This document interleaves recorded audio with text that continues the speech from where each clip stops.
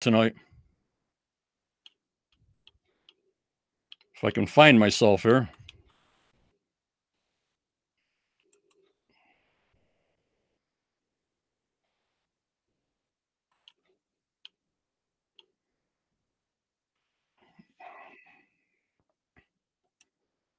And we have a great show coming on tonight, guys. Hello from England. Hello from Australia. Hello from the Netherlands. You guys, these Tuesday nights are getting hyped. Oh my God, they're getting crazy. We have Steve Guptil and Dr. Spooner waiting in the wings. We're going to bring them on real shortly to get this going, and we'll wait for more people to come on. And we got to give our shout outs to our Templar commander, Renee Tuttle, and the rest of the Templar captains, Annette, Elizabeth, Jezdia, Wayne, and Starlene. I thank you all for coming in.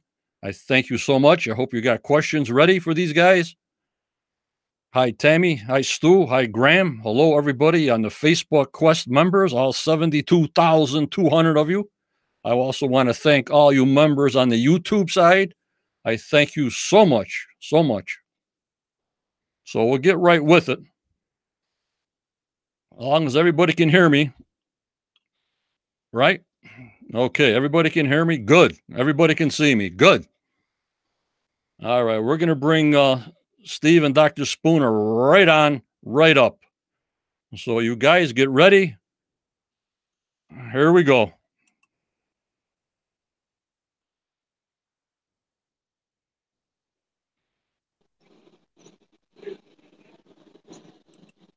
Hello, Dr. Spooner and Steven.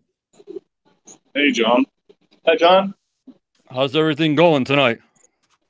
Good. We just got off the ski hill. We're in the lodge. It's been a great the best part for me would be just the lodge.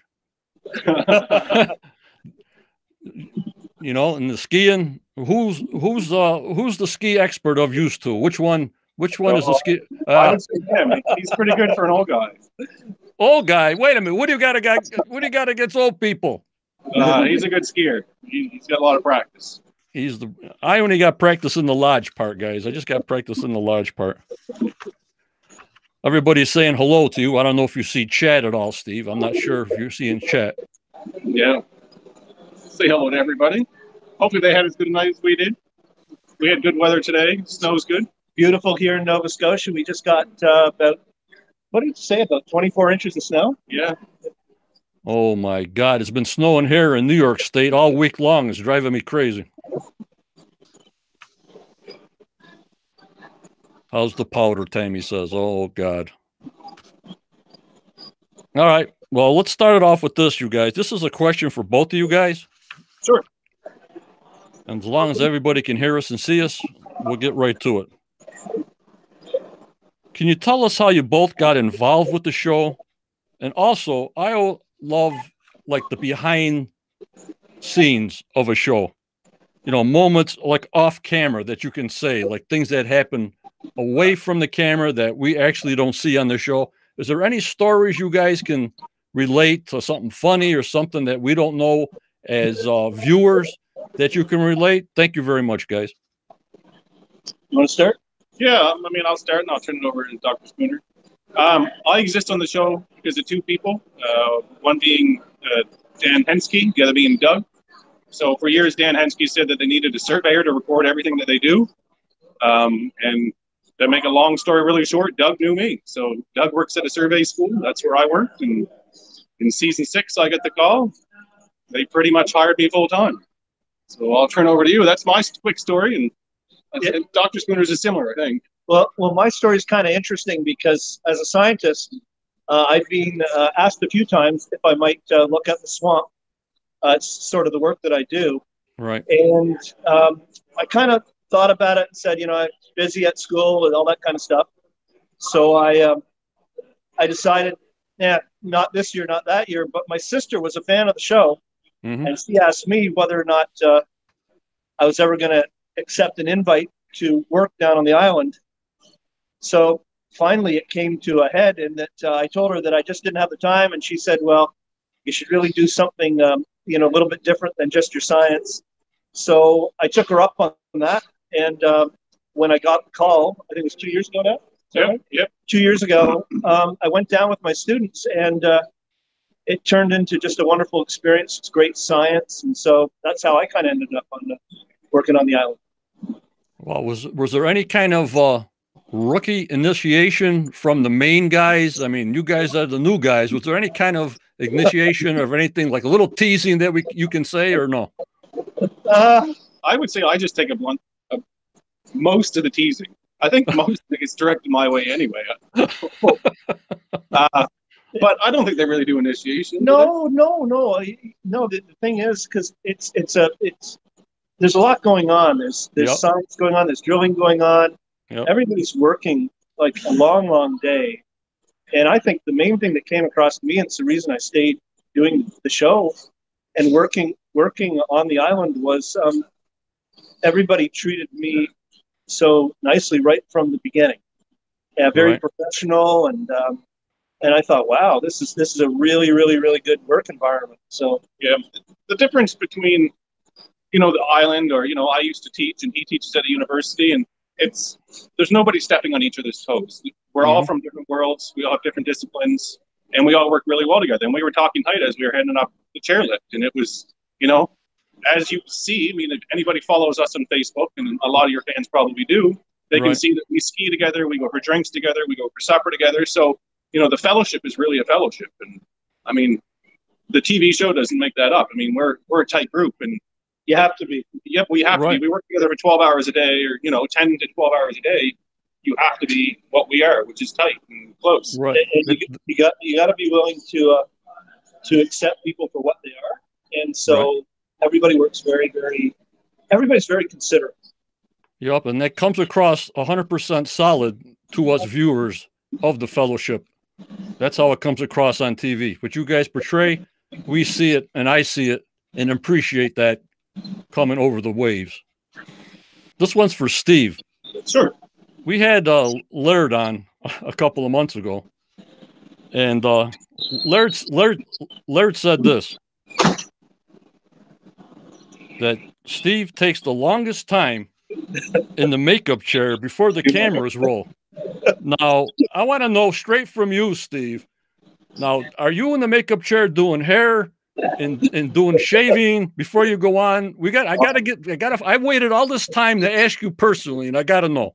Oh, no, it's Scott Barlow's fault. I blame him. He makes me wear a hard hat, so I have to go and do my hair every time we go into a war room. Yeah, I blame Scott for all of it. He makes us wear hard hats, which is really good. I mean, safety first on the island. We have safety checklists, And Steve sets the standards for the rest of us. So he's got to set those standards. I always get in trouble, so I'm the first one to get in trouble for not putting my hard hat on. So Laird's right. I have my own little corner where I go and comb and maybe put a little bit of gel in my hair before a war room. Now, see, that's a little insight that nobody knows, and now we know. You know what I mean? I love that backstory stuff. I love that backstory stuff. The research center has a little mirror, little washroom. Yeah. I think I'm the only one that uses the mirror. So Laird's right. Oh, God. All right. Okay, we'll start off the questions again. I got with Steve and then with Dr. Spooner about the swamp. Just let me know if you just can't talk about it. I'm not going to try to ask you things about this year's goings on, but just your opinion on things. Steve, Sure. What can you tell us as members and me as a surveyor about all of Fred Nolan's surveys and information that Tom Nolan now has you looking at all his information, or is something still kept back on Fred Nolan's side? Are you privy to all his surveys and plots? Thank you, Steve. I can't talk a whole lot about that because I don't think a lot of it is aired. Okay. So I'll have to answer, I think, cautiously. But I mean, you know, Fred was a surveyor. I'm a surveyor. I'm close with Tom. So, okay. You know, some of Fred's maps have aired in previous seasons. So, I mean, I've seen the stuff that is aired. So I guess I can get that much. I mean, as surveyors, we pass information on, and everything really becomes legal. So in our world, things get passed on from generation to generation generation to generation, surveyor to surveyor. So, you know, Fred was a surveyor, I'm a surveyor. I've seen a lot of Fred stuff. I don't know if I've seen it all, but I think the stuff that has aired over the previous seasons, it's safe to say that I've seen all of that, and I've worked with all his data. Okay. And now, Dr. Spooner, of course, we got to talk about the swamp, right? Yeah. It's a special place. It's a special place. This question is coming from me. I know we found a bigger paved way area on the top of the swamp, a bigger paved area there, but it seems like so much effort is on the smaller paved area and not on the bigger paved area. Is there a reason for that you can say, or not? In terms of and again, what's happening is it's kind of an evolving situation right now. And so again, we're in a situation where even what we kind of did last year is extremely important to figuring out sort of where it's going. And I think that'll probably show up in the next, I don't know, probably 3 or 4 or 5 episodes. But what I can say is that every time we take a look at the swamp, it becomes more complex. And trying to figure out that complexity is not an easy thing. I've never had an opportunity like this in my life. One of the reasons that I'm very excited to be working for the basically, you know, Rick and Marty and Craig and the whole gang, right, is because I'm getting a chance to do something that I've never had a chance to do before, which is look in detail at an environment like that, like you never get a chance to do in the research world. And then on top of that, there's these extraordinary things that are showing up. And so trying to piece it all together, I don't even think I'm 50% there right now. Okay. But there's a very, very legitimate, very intriguing sort of story that isn't just a natural story going on there. And so I think, you know, I've sort of skirted the issue, but about the paved area and the other features, but they're all tied together. And I think, I don't know, Steve, you probably agree with this, but we haven't really, we're not, I wouldn't say we're not close, but we've still got a lot of work to do to figure out how they're all tied together. Yeah. Right, like the cribbing that you guys showed underneath the small paved area. I mean, that will give us dates. I mean, that wood can be dated, and if that cribbing's holding up the boulders to not sink in the mud, if that's what it was used for, well, there's the date of that wood to tell us what date those roadways were paved. I'm saying we're all waiting for dates, obviously, but that came to my mind when it showed us the cribbing, you know? Yeah, and you've got a good point. And certainly those are all things that we're thinking about and working towards. But what you're talking about right now is all happening basically right now. Yeah. So sorry. All I can say is last year was super exciting for me. Okay. And on top of a super exciting 2019. So, and it takes a lot to get me excited. All right.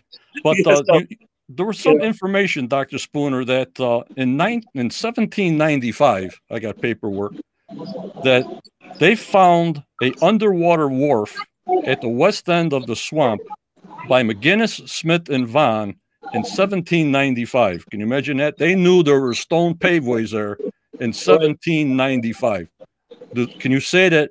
Does the team know all this information and history that I know? If I know, you guys got to know. Yeah, certainly. I mean, it's the first thing Doug said when we uncovered the stone road that you guys are seeing now, and I'm sure we're going to talk about it tonight, or the show will talk about it tonight. I mean, it's the first thing Doug said. That's our 1795 road. That's our stone road.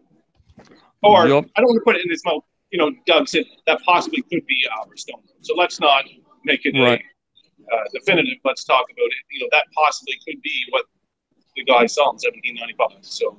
Right. I would love to also get Doug on because he has so much specific history knowledge on every single point, guys.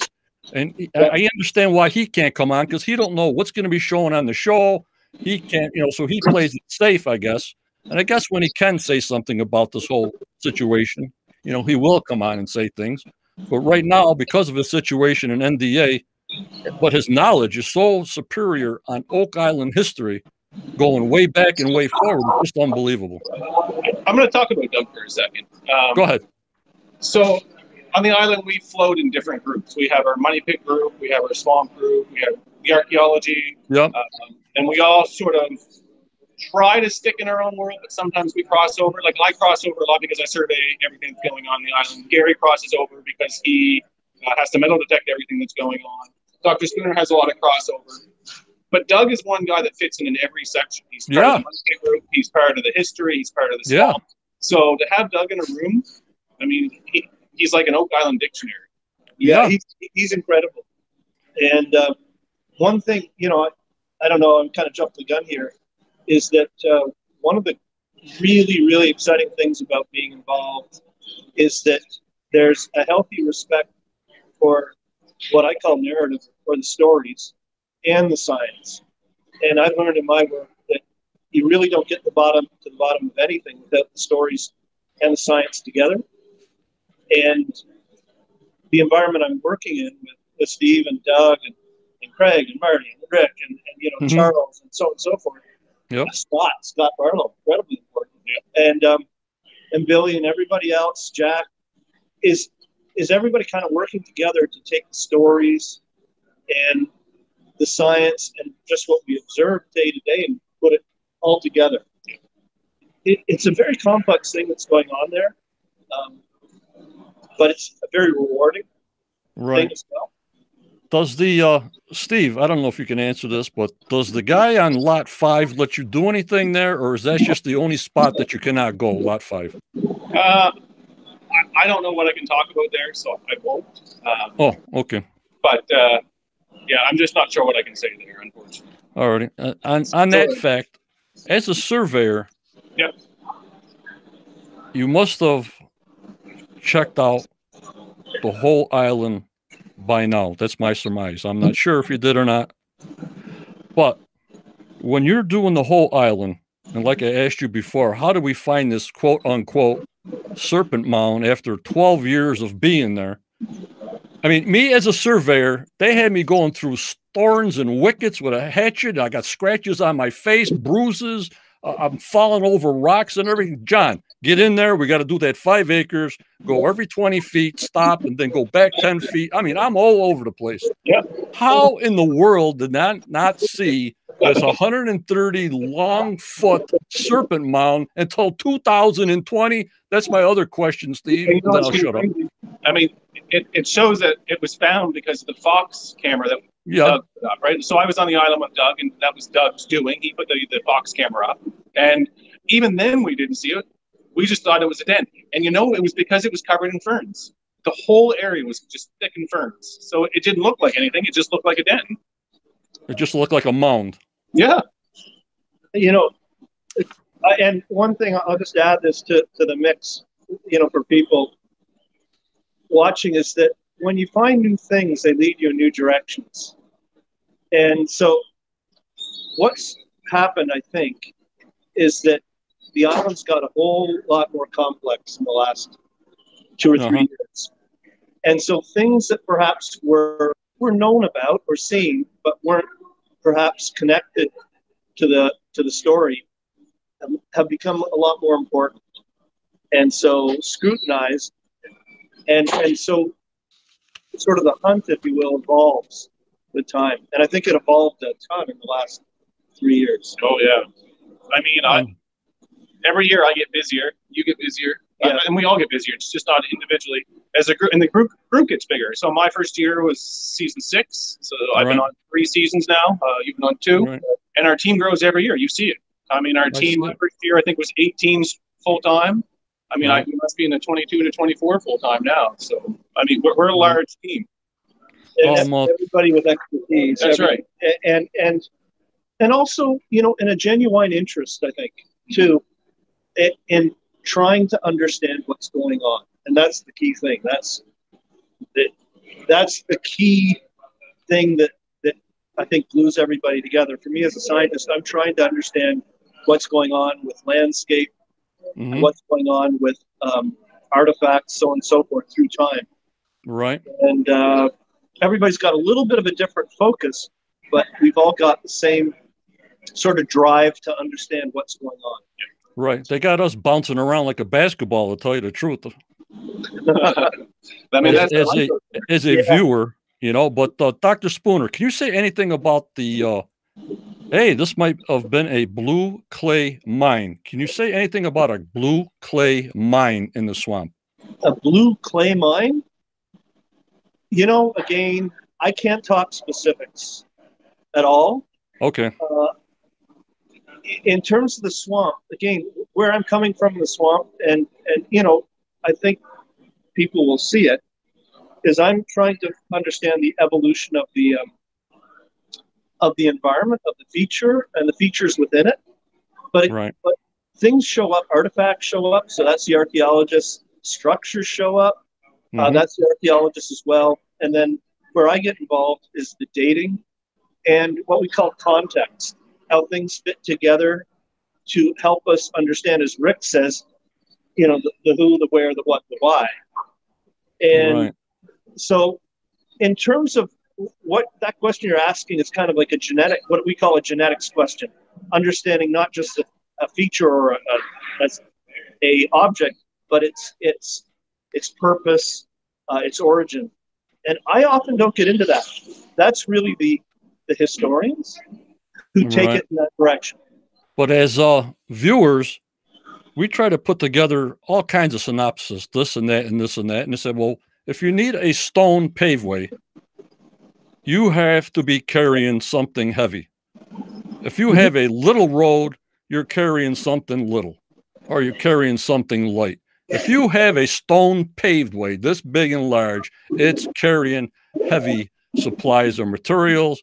And when you said seasons ago that, you know, this could have been a blue clay mine, well, clay is very heavy, and you would need a paved stone way to carry the stuff out and ship it away or whatever. That's my only opinion on that. You know what I mean? Bottom line is when you build structures that could basically support a modern day excavator, right?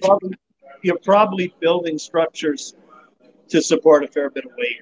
And so, yeah, you can't. I think that's just basic engineering, and can't argue with that. We got a question from Judy Forthus. Please ask Dr. Spooner and Steve if they think there is still a treasure on Oak Island, and where would you dig if you owned that island?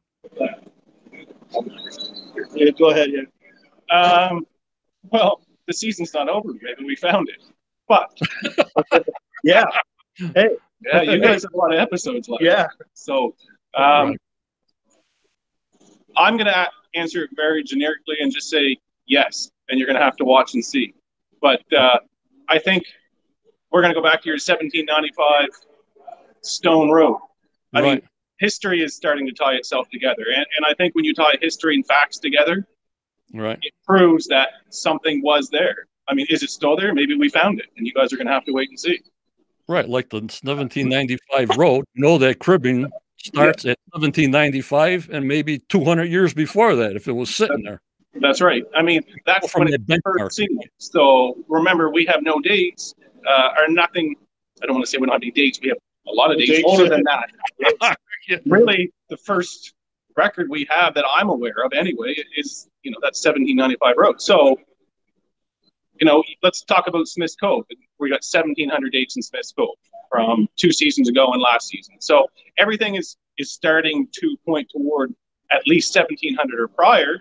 Right. And everything is starting to go back, and our record is getting big, and we're starting to prove history in terms of we're piecing together the history that was found before us. And a lot of this was, well, a lot of it, but, you know, we had his records that the Restalls were there, and I had record of where their shafts were that we found. And because of old maps, old survey plans they left, and they left really good information. And I'm making a short story really long here, but what I'm getting at is I believe it was there, and you're going to have to wait and see if we find it. Right. With the there's a lot of shows left, I think, this year.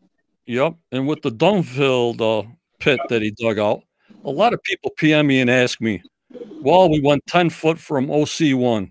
We went 6 foot from RC1. But John, Dunfield opened up a pit 100 feet wide and 140 feet deep. And I'm telling them, I guess they just didn't go deep enough.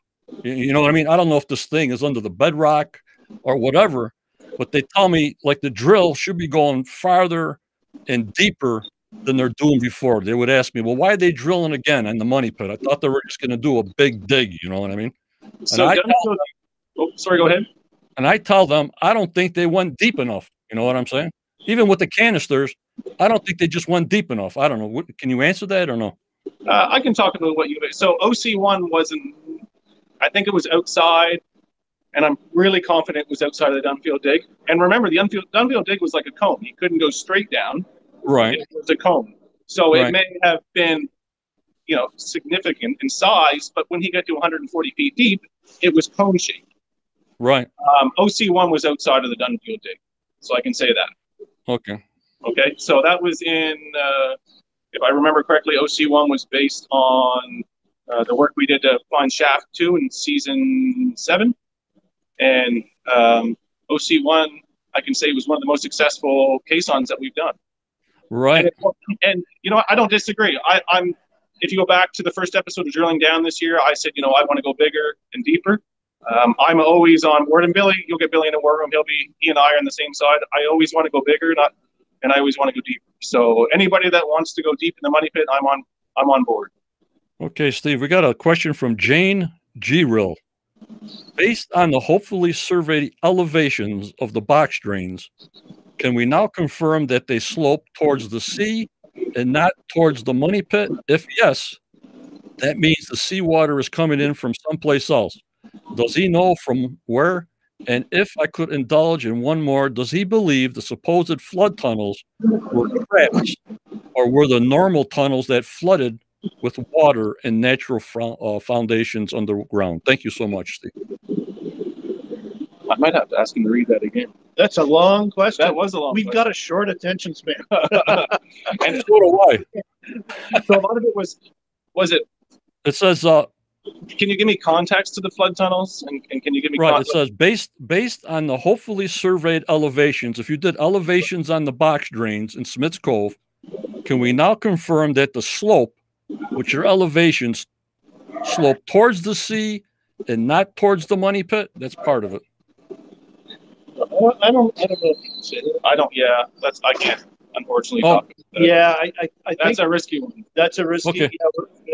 A lot of that work is still ongoing. Yeah. So anything that's unfortunately ongoing work, it's just, I feel bad saying no because I'd love to talk about it, and that's something I could sit and talk about for hours. But I mean, a lot of these questions that we're answering, as you can see, we get pretty excited about. But right, I know, I hear you. What about the Behringer Survey? Okay. I know Gary had this big expensive machine. Now, if you find something substantial, he's got the machine, the detector now to go below 40 feet, right? Yeah, he's got the OKM. Yeah, so the OKM. Again, I'm not going to. Gary uses it. Have you seen him? I mean, I think it's aired where he's used it. Yeah, he used it, but not for the Behringer. We haven't seen anything with the Behringer Survey except for you and Doug putting stakes in, and that's all we've seen on TV. The Behringer Survey was an exciting find this year. You guys will, I think, enjoy when we get back into that, and it's probably coming in future episodes, I would think. But that story isn't told yet. No, it's not told yet. And the OKM, I can say this, the Behringer Survey used a VLF, which is very low frequency, and it could see a lot deeper than what piece of equipment Gary's using. Okay. So even though it is very similar, so when you do research on an OPM, it is very similar technology to VLF, which is the Behringer Survey, but right. Which was the type of technology used in, I think it was the 80s with the Behringer Surveys. Yeah. And but really, unfortunately, that's another. You'll see soon. Yeah. Okay. No problem. No problem. We got another question from Annette. Behringer Survey. I can do this. We were really excited, and still really excited about that. So it's something. Again, it's something that we continue to discuss. Yeah, that story is not told. Not told yet. Yeah. All right. Dr. Spooner, I got a question for you, and the question went flying by. How much mercury was found in the swamp? Can you say that or no? Well, I think at last year we talked a little bit about it. You can't really, when you're looking at mercury, you can't really tell like how much. in any kind of site investigation, that's what I do. We don't generally look at volumes, but what we look at is for the presence or absence of mercury. And because it's an odd metal to find in natural environments, and often associated with human activity and industrial activity. So what did show up, I think last year, was that mercury was there, and which was odd. It was not something I expected to see in the swamp, and it's something that we're certainly very interested in following up on. Yep, I'm all hyped. You guys are getting me more hyped. This everything you say, I'm getting more hyped.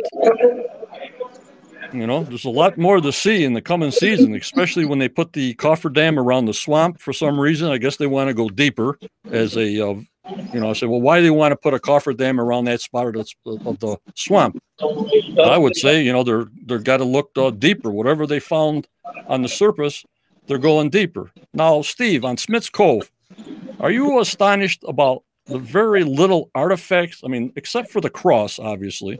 Yeah. When they did 6,000 square feet and then another bump out, and we came up hardly with anything, like the whole place was cleaned of spoons and dishes and forks. And I mean, the old dock was there and everything. Not even an old beer can. I mean, it's something that we still continue to discuss. Yeah. We sit in the research center, and, you know, in the office, the research group, basically live in that research center when we're on the island. Other than we go home and go to bed at night. But, you know, Blair would talk about that and say just the lack of artifacts, or Gary as well, but just the lack of artifacts. But, I mean, that just goes to show whoever did the work in Smith's Cove, they did it right. And they didn't discard anything. I mean, Smith's Cove was a huge undertaking, and a lot happened there. I think one thing to think about, you know, if you're in my business, lack of evidence is evidence. And so if I was trying to puzzle this out, and certainly we're trying, that the lack of artifacts is as important as artifacts. And it tells you something very, very, very important about the folks who were there doing the work. And this is something I think we put some serious time into, because it's unique enough a situation that I think we feel it's really important to figure out that puzzle, and it's going to really help illuminate what's going on. So I think the lack of artifacts is very important. Figure that out, you figured out a whole bunch. Right, and I get so many PMs on John. How come they're not digging up the ship in the swamp that they burn with the treasure in the bottom of the swamp? They keep on asking me about the ship that was burnt and buried in the swamp. You know, why aren't they going to dig out the ship and blah blah blah? I think either that's coming up next year, or either once we don't hear anything about it, it's like an off issue. Can you say anything about that or no? No, because of this. No, that's too much. There's too much going on in the swamp. I won't say that those questions will be answered, but there'll be a lot that will be illuminated in the coming months. And okay, I thank you so much. I thank you. Yeah, there's, believe me, I'll just say that I'm more interested than I ever was, and I'm a science guy. I'm not a, you know, I'm all about science, and there's a lot going on in that swamp. See, the questions you're asking, they're really valid, actually. And normally we'd be able to talk about them. You know, no problem. We're in the middle of it. The story continues to evolve, and from season 7, usually when something's done, we can talk about it. But unfortunately, the last 2 years, season 7 and now we're into season 8, they're evolving into one really big season in terms of it. Just, you know, in season 7 we found the paved area, so we went back to the swamp, and you guys are seeing what we're uncovering. And one thing I will say is that season 7 things were found. In season 8, I was astounded by what we found. Yeah. Astounded. And I'm a science guy. Like, I'm not here. I'm here working for Rick. Rick hired me to do science, and I'm astounded by what we found. And that's all I can really say, because I'm still trying to figure it out. Yeah, but people say, you know, I always tell them, you know, give the crew a break this year. You know what I mean? It says, because of the COVID and delay, please give the team and the TV a break this year because of the lack of getting right off real quick. And I'm so excited about that wood they found at the Money Pit. I mean, I know you can't say anything, but when that was dated 1706, that wood coming out of the money, dates, dates. If that wood is dated 1706, where they found that, oh my God, there's the date there. You know, it's got to be a depositor at that time when it's coming in that early. But I know you can't say nothing, but I'm saying this stuff, you know, from the TV side as I watch. So that wood actually was 149 feet deep. Now, it didn't come out of the caisson OC1, but we based caisson OC1 around that piece of wood. Okay. So to go back to that. So that just goes to show the importance of a date. It goes back to the science. Really, the science does a lot for pushing the data and reinforcing the search. And that 1706 wood, to give a little bit of backstory, because you said before you like a little bit of backstories. Right. That was a drill hole picked by Alex. And I think it was like F-11.4 or something like that. And we had wood that we weren't expecting to hit at 149 feet. We pull it up, we get it dated, it dates to 1706, and we planned a whole caisson around it. And what did we use for caissons last year? 8 foot, I think. So we ordered a big caisson based on that. So, you know, that point in time was the most exciting, in my opinion, piece of information that I had back, and that's just out of the Money Pit. So right. And then we have questions about Nolan's Cross. Everybody says, well, nobody drilled around Nolan's Cross. Nobody. Of course, I got to bring up Fred Nolan drilling holes around the face of the rock. So, and other boulders, he did look under. I don't know if when he found part of a stove, in another section, he found some bones. They don't know if it's human or animal, but he has done things that I wish they would convey to us in the team that, yes, I looked under the face of the rock and this is what I did. I mean, if he got boulders and put them in plaster and put them in his museum with numbers and letters in the museum, Fred Nolan took boulders off the island and put them and encased them in plaster in the museum. What else did he take? What else did he do? You know what I mean? Well, I mean, from my perspective, again, you know, I think there's going to be a little bit more focus on that. You know, I don't know, Steve. It's really tough. There's so many things going on. Okay. There's so many angles on this, you know, rather small island, and I think the challenge is tying it all together. And when you have so many things going on, what I would say is narratives, storylines, ideas sometimes peter out and get lost, and then they're picked up years later. And I think this year in particular, we start to pick up those threads because things that we found led us back to them. And I know that's kind of cryptic, but that's about all we can say. I don't think some of the things that we did I think some things we did haven't shown. Like, I haven't seen the show, so they haven't shown yet. So again, you're asking about Nolan's Cross. I would the only thing I'd say is stay tuned. Yep, and we got Tony Sampson in the house. He says hello to you guys. I don't know if you see the chat. Hey, you know what? Hold on here. Dr. Spooner and I were skiing last week. If you go on our Instagram or Facebook, you can see pictures of us. Tony was here when we were here. He was parked right beside me. Really? Tell Tony we wish you had seen him when he's got to call us when he's going skiing.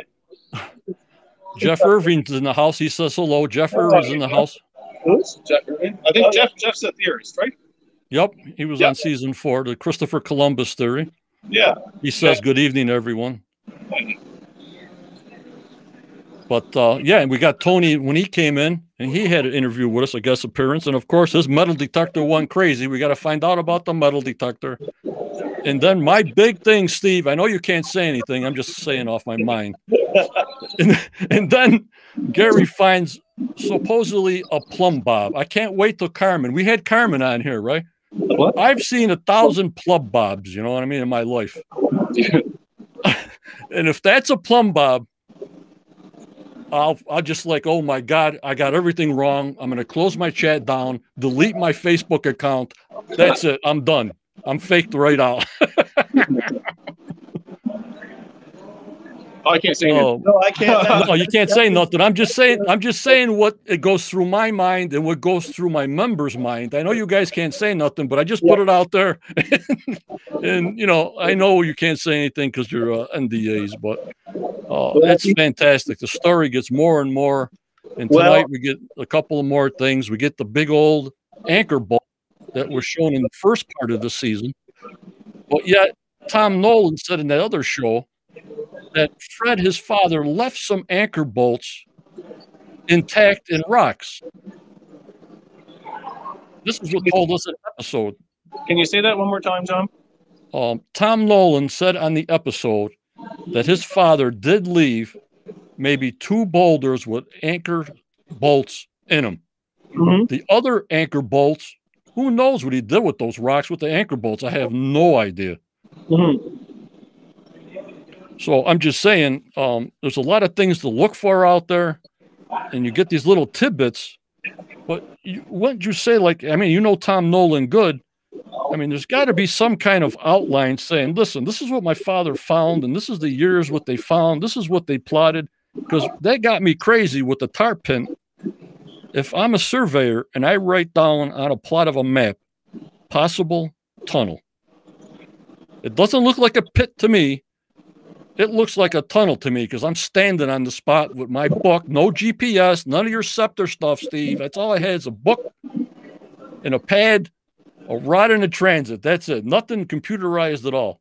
Yep. So if I'm plotting something and I say possible entrance from a tunnel, who knows? You know, even though they're dug there and they said it's a fire pit and everything else, it just seems kind of weird that he would come up with something so different than what it came out to be by the archaeologists, you know, and that's the whole point. Correct? Huh?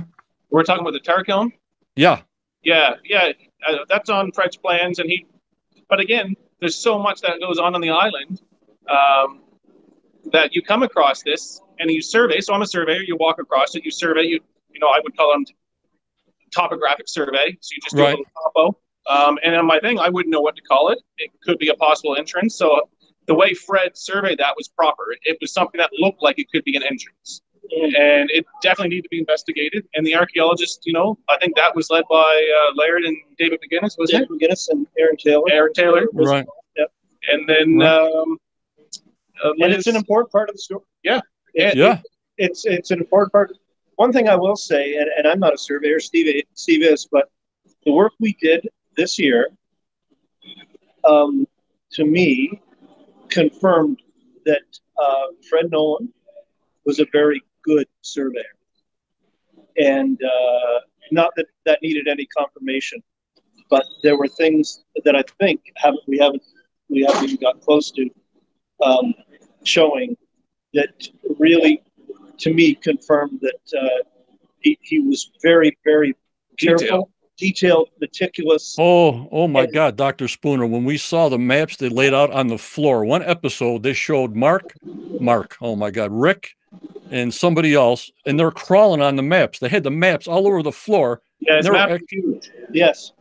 I go, oh my God, how the heck do I make a computation on this thing? You'd have to be crawling on it, you know, with your pens and compasses and protractors. Go ahead, Dr. Spooner. But what he compiled, what Fred Nolan compiled, was all real. It's real stuff, and it's extremely complex, but it's all real. It's not fanciful. It's not made up, and I have a lot of respect for Fred Nolan and the work he did. Incredible amount of work he did, and highly accurate. Yeah. So anything that we've used of Fred's, and we use a lot, right? I mean, I'm constantly cross-referencing the plans that you've seen on TV. And so, you know, when Rick and Charles have laid those out on the floor in previous seasons, I mean, I'm going back and I'm cross-referencing and seeing if Fred had found these things. And right? I mean, Fred's one man, and we're 24, right? Maybe more, 24 men and women. because we had a couple of, Miriam and Liz this year. So we have a huge team. And so Fred did it right. He went around and surveyed everything. Yep. And then investigated where he really wanted to investigate. And he wanted to be in the swamp. So he made note of everything.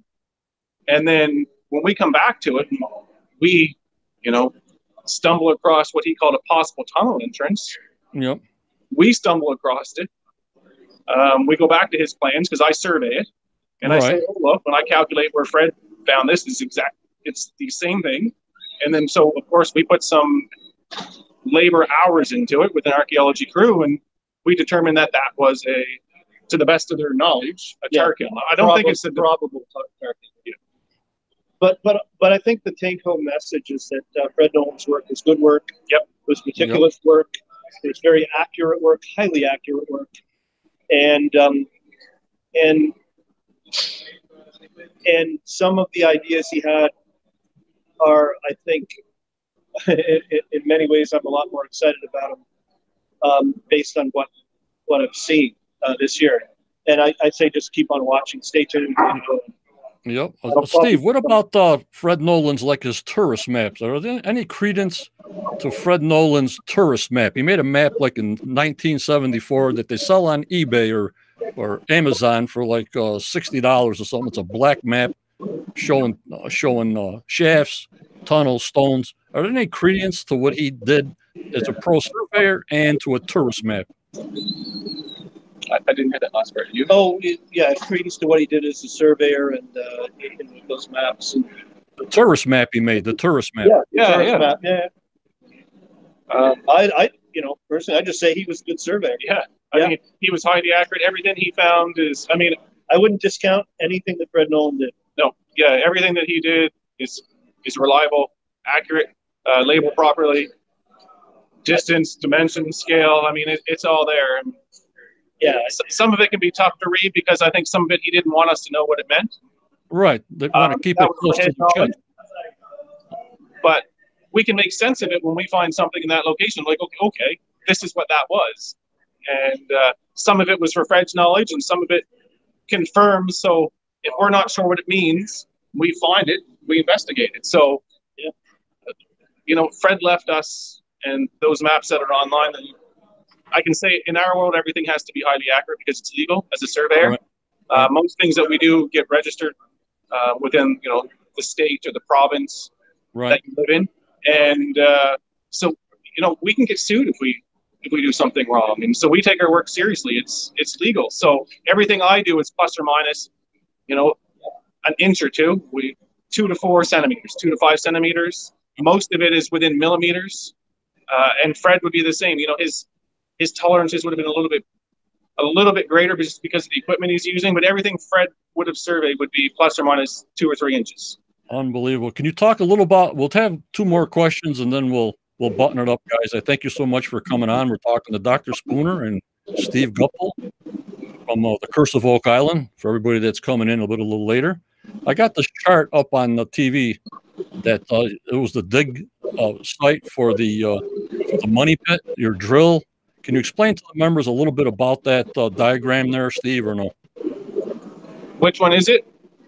It's showing all the drill holes at the money pit, the caissons going down to a depth to virgin ground below 130 or 140. Yeah. I mean, that's a plan that was started when Terry started. I've sort of taken it over and it's become my baby, you could almost call it. I spend more time with that money pit plan than almost anything on the island. We record everything. Everything that we drill gets recorded. It has a grid system. You'll see it. I've expanded it from A to Z or A to Z, depending on what country you live in, 0 to 25. So everything gets named accordingly within the grid system. Each block is 5 feet. I've now subdivided those into smaller blocks, which are 2.5 feet. But we record everything. Everything is recorded plus or minus an inch. Just because that's the accuracy of my GPS. Yep. So everything is within an inch of what you see on that grid. But we record everything. Our drill holes, our caisson work, everything that we find gets a digital recording of what comes out of each hole. So that money pit map is probably the most intensive map I have on the island. just because of all the work we've done in the money pit. And guess why I picked it out? Because I'm a surveyor. Yeah. Of all the things to pick out, right, Steve? I picked that one. I would say the one you have is probably 3 or 4 years old. Try to get a ski. If you guys, you know, I don't know how many people out there are listening to us right now, but if you can get a screen grab of an updated one, it's really impressive what the crew has done in the money pit. Well, right now we probably got about 300 people watching us live, and probably 40,000 people will see it within 2 or 3 days. This is another picture that I showed, that I had a video of Dan Blankenship that found angle stones when he had to clear a lot out. And I just wanted to show you guys. I don't know if you guys know about this. It came out of an old video on YouTube, but Dan Blankenship cleared out a lot. And he said these are directional stones because there were 3-sided triangles and were buried in there. He was even showing kicking the rock. You know, it's just not laid on top. I just wanted to show you that, guys.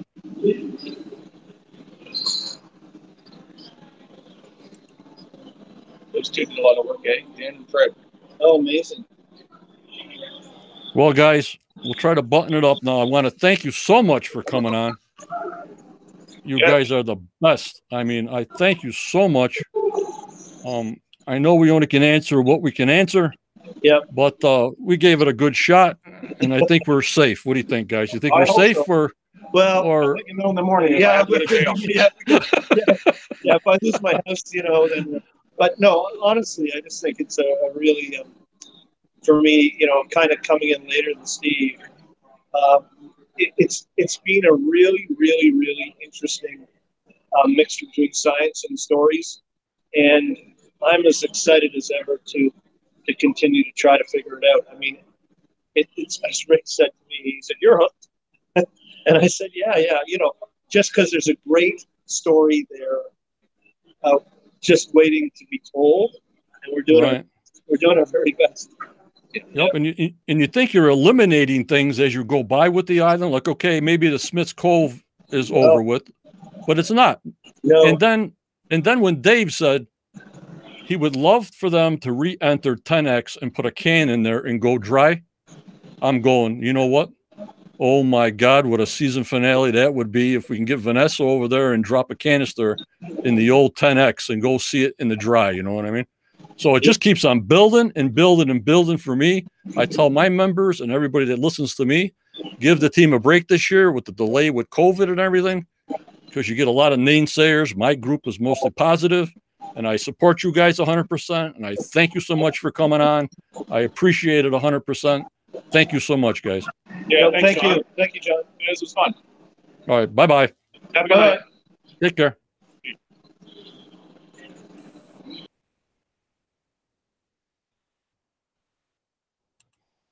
Remember, guys, always go forward. Always go forward. Believe in your dreams. That was a great guest appearance by these guys. I appreciate them 100%. Believe in your dreams. Be safe. And we'll see you Saturday night at 7 o'clock. Watch the show tonight. Enjoy the show tonight. Get hyped, because I'm more hyped now than ever. There's a lot of things coming on. Thank you very much, guys.